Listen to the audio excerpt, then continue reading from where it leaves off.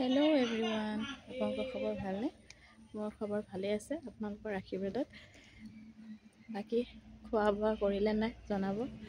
আমাৰ ঘৰত বিশেষ তেনেকুৱা কাম নাই, কাৰণ মই মাৰ ঘৰত আছোঁ যিহেতু। ঘৰলৈ গ'লে কাম ওলাবই, কাম নোলোৱাকৈতো নাথাকে।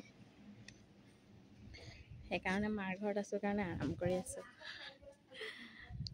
আৰু এয়া দেখিছেনে, মাছৰুম আহি আছিলে, যিহেতু মাছৰুমৰ টোপোলা ধেৰ আছিলে। মাছৰুম কৰে কাৰণে মাছৰুমৰ ঘৰো খালী হৈ আছে, চাফা কৰি থৈছে।